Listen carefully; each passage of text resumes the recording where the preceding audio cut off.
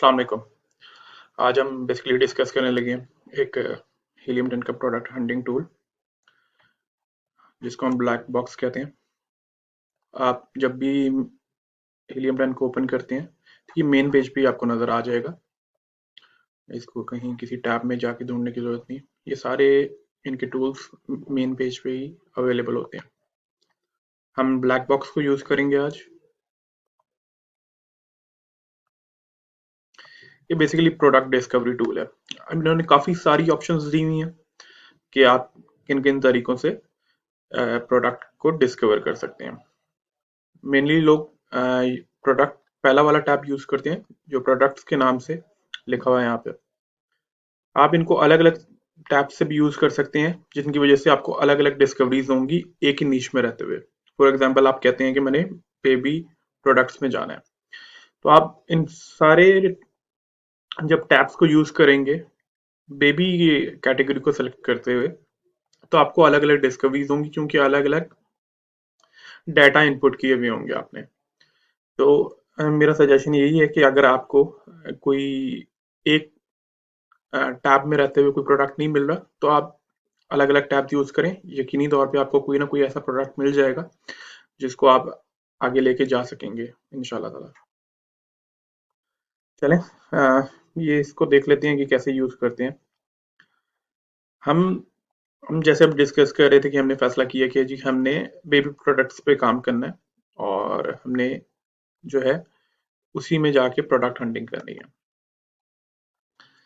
इसमें ये भी तरीक़ेकार हो सकता है कि आप सारी जो है कैटेगरीज को सेलेक्ट कर लें, लेकिन बेहतर यही होता है कि आप एक वन बाय वन कैटेगरी को सेलेक्ट करें और उसमें जो है अपनी प्रोडक्ट को ढूंढने की कोशिश करें। उससे ये होता है कि एक ही कैटेगरी में रहते हुए आपको एक कैटेगरी की मैक्सिमम डिस्कवरीज आ जाती हैं, लेकिन आप जब मल्टीपल कैटेगरीज एक ही टाइम में सेलेक्ट कर लेते हैं उससे ये होता है कि आपको मल्टीपल कैटेगरीज की ऑप्शन आती है लेकिन नंबर ऑफ प्रोडक्ट्स उतने ही रहते हैं, क्योंकि हाँ ब्लैक बॉक्स आपको नंबर ऑफ प्रोडक्ट्स उतने ही दिखाता है। और चाहे एक कैटेगरी की हो चाहे दो कैटेगरी की हो, तो रिकमेंडेड यही है कि आप एक एक कैटेगरी को सिलेक्ट करके उसको खंगालें और उसमें अलग ढूंढने की कोशिश करें। एक कैटेगरी में नहीं मिलता दूसरी कैटेगरी में चले जाए, दूसरी में नहीं मिलता तीसरी में चली जाए। तो बेहतर तरीका यही है कि एक एक कैटेगरी को सिलेक्ट करके उसमें ढूंढने की कोशिश करें। चले आए देखते हैं आगे इसको कैसे देख किया जा सकता है। फॉर एग्जाम्पल हम DIY को सिलेक्ट कर लेते हैं। यहाँ पे मंथली रेवेन्यू हम सिलेक्ट कर लेते हैं कि जी 10,000 होना चाहिए मिनिमम, और मैक्सिमम की तो कोई कैप अगर आप रखना चाहते हैं तो रख लें। मिनिमम प्राइस की कैप रखना चाहते हैं, मैक्सिमम की जो भी आप रखना चाहते हैं वहां रख लें।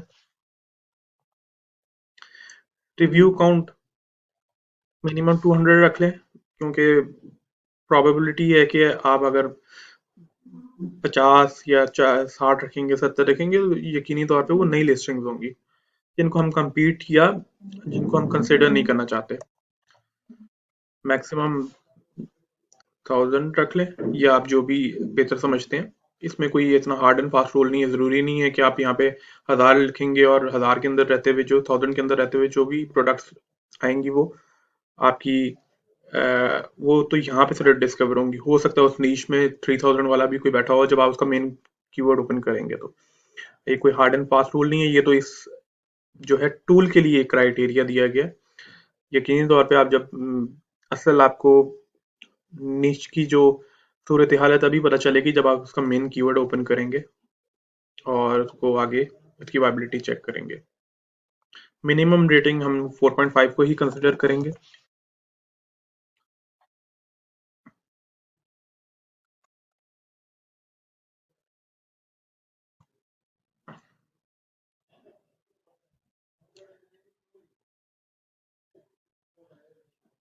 ये देखिए अब आपको यहाँ पे डिस्कवरीज होना शुरू हो गई हैं। यहाँ पे आप देख रहे हैं ये नंबर ऑफ पेजेस जो है वो 10 आ रहे हैं। 10 के बाद कोई प्रोडक्ट आपको डिस्कवर नहीं होगा। इसलिए मैं आपको कह रहा था कि आप एक ही कैटेगरी में रहते हुए एक कैटेगरी के मैक्सिमम नंबर ऑफ प्रोडक्ट्स को डिस्कवर कर लें, फिर आप वन बाय वन दूसरी कैटेगरीज को जो है देखें। ताकि आपके पास हर कैटेगरी की मैक्सिमम डिस्कवरीज हो। फॉर एग्जाम्पल हम ये देख लेते हैं कि जी हमें कुछ इंटरेस्टिंग लग रहा है।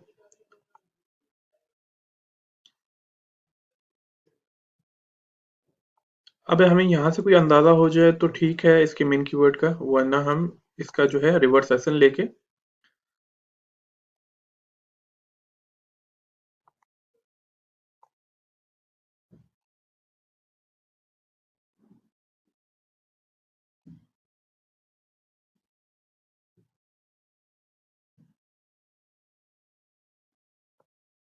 ये इसका रिवर्स सेशन आ गया।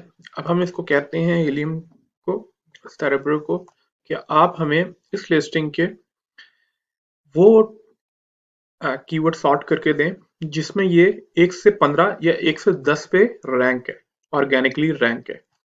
की वजह ये होती है कि हम इसको रैंक बेस इसलिए सॉर्ट कर लेते हैं कि जिन पे ये टॉप रैंक्ड होगा ऑब्वियसली उस पे कन्वर्जन भी ज्यादा होगी यकीनी तौर पे, तभी ये वेल रैंक्ड है उन कीवर्ड्स पे। तो हम उन्हीं कीवर्ड्स को टारगेट करेंगे जिसमें ये जिसकी इसकी कन्वर्जन ज्यादा है। अब हम देख लेंगे कि जी ये हमारे साथ हमने आगे हम हीलियम को बोलते हैं कि आप इसको सॉर्ट कर दो हाई टू लो वॉल्यूम के हिसाब से।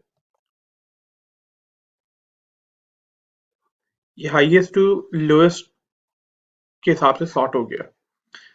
ये ये इसका मेन कीवर्ड है इस लिस्टिंग का, जिस पे इसकी सबसे ज्यादा सेल्स आ रही होंगी। इस पे ये ऑर्गेनिकली स्पॉट पे थर्ड स्पॉट पे रैंक है। और इसके बाद आ जाता है ये हेयर पिन लैक्स। अब हम देख लेते हैं कि इसमें सबसे ज्यादा जो है वो इसका मेन कीवर्ड कौन सा है। प्रोबेबली यही होगा क्योंकि इस पे थर्ड पे रैंक है। जी, या यही इसका मेन कीवर्ड है। डिजाइन वेरिएशन यही है, लेकिन प्रोडक्ट यूटिलिटी जो है वो सेम है, और लेकिन डिजाइन वेरिएशन नजर आ रही है। अ, लेकिन यकीनी तौर पे इसका जो है वो मेन कीवर्ड यही आ रहा है, और इस पे ही इसको मैक्सिमम सेल्स जनरेट हो रही होंगी। इसकी वजह ये है कि सबसे ज्यादा सर्च वॉल्यूम इस मेन कीवर्ड का है, और इस पे ये थर्ड स्पॉट पे बैठा हुआ है।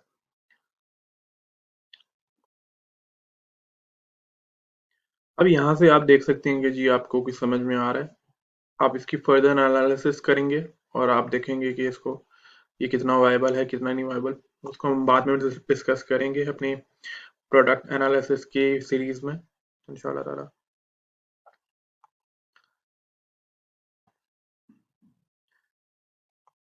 अच्छा जी, ये तो हो गया फर्स्ट टैब। ये सेकंड टैब है इसका। इधर आप सर्च वॉल्यूम लिखेंगे कि आपको मिनिमम सर्च वॉल्यूम में चाहिए। फॉर एग्जांपल इसी का क्राइटेरिया अगर आपको कहता है कि जी आपने टॉप 3 कीवर्ड्स का 5000 जो है एक्यूमुलेटेड सर्च वॉल्यूम होना चाहिए या 10,000 होना चाहिए, तो आप कहते हैं कि ये मुझे जो इसका मेन कीवर्ड है उसका सर्च वॉल्यूम एटलीस्ट 5000 चाहिए, तो आप यहाँ पे मिनिमम 5000 लिख दें। मंथली रेवेन्यू वही जिस तरह हमने पहले किया था, प्राइस लिखते हैं। रिव्यू काउंट लिख दें।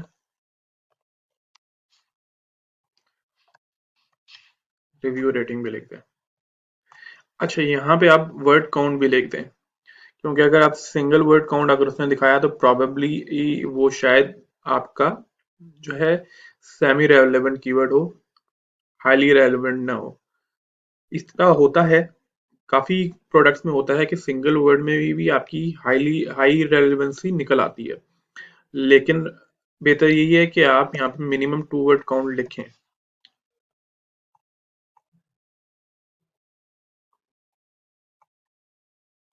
ये हीलियम 10 ने आपको दिखाना शुरू कर दिए। आपने जो उसको इंस्ट्रक्शंस दी थी, जो भी डाटा पुट किया था उसके हिसाब से उन्होंने कीवर्ड दिखा दिए। अब आप यहाँ से देख सकते हैं उसको कि अब आप यहाँ पे एक चीज मैं जो देखता हूँ लाजमी,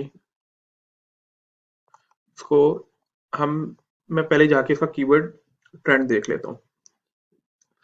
यानी इस कीवर्ड की कोई हिस्ट्री नहीं है, और ये हिस्ट्री इसकी बनी, और ये ट्रेंडी कीवर्ड है बेसिकली। यही लास्ट क्वार्टर में ये ऊपर गया और वापस आ गया जनवरी में, और अभी भी ये ऐसे ही हो गया है।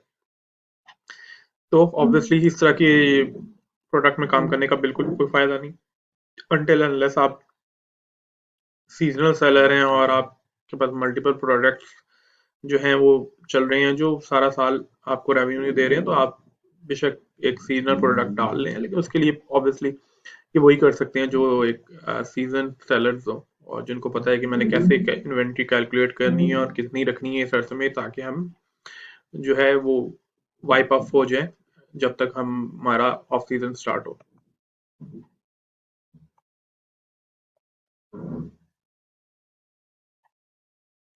अब यहाँ पे आपको कोई इंटरेस्टिंग लगता है तो आप यहाँ से देख लें, जैसे ये मैं इसको ओपन कर रहा हूँ, इसमें भी थोड़ा सा जो है वो आपको नजर आ रहा है, लेकिन ये काफी कंसिस्टेंट है उस लिहाज से।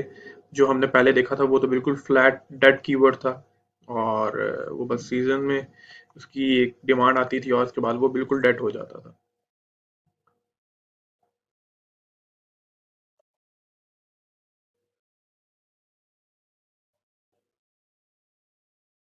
जैसे ये कीवर्ड है, इसमें जो है वो उल्टा जो है वो एकदम जनवरी के फरवरी के बाद ये तकरीबन गिर गया, और उसके बाद बिल्कुल ही ये जो है वो नीचे जा रहा है।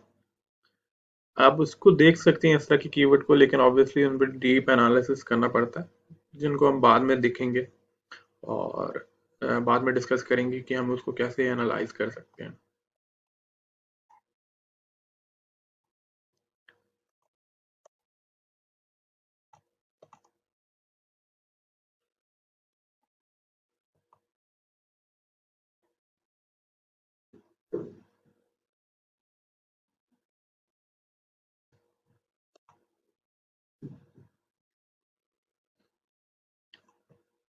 फॉर एग्जांपल, आपको कोई ऐसा कीवर्ड या प्रोडक्ट मिल गया जो आपको लग रहा है कि यार ये एक कंसिस्टेंट सेल दे रहा है थ्रू आउट द ईयर, या ऑल टाइम। बेहतर, सबसे बेहतर ये होता है कि आप ऑल टाइम ही चेक किया करें, 1 ईयर का ग्राफ ना देखा करें। तो आपको ऐसा कोई कीवर्ड या प्रोडक्ट नजर आ गया कि यार ये मुझे समझ में आ रहा है, ये कोई कंसिस्टेंट सेल के साथ लग रहा है, आप यहाँ से इसको कॉपी करें, जाएं यहाँ से ऑल डिपार्टमेंट्स को सेलेक्ट करें, जाके उसको पेस्ट कर दें,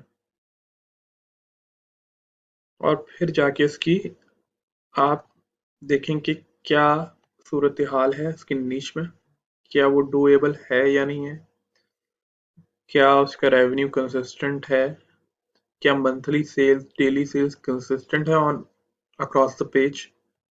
ये और जो बाकी फैक्टर्स हैं जो हम देखते हैं, जो मैं आगे डिस्कस भी करूंगा, वो सारे देखने के बाद अगर है तो वेल एंड गुड, आप उसको सबमिट करवाएं, और फिर दुआ करें कि आपको स्पेस मिल जाए उसमें। तो ये तरीक़ेकार है इसको, ब्लैक बॉक्स को यूज़ करने का, और इसको जो है इसी तरह हम यूज़ करते हैं बाकी टैब्स को भी। अगर आप उनको जब ओपन करेंगे तो आपको अंदाज़ा हो जाएगा कि हमने कैसे उनको यूज़ करना है, क्योंकि बहुत सिंपल सा मेथड है।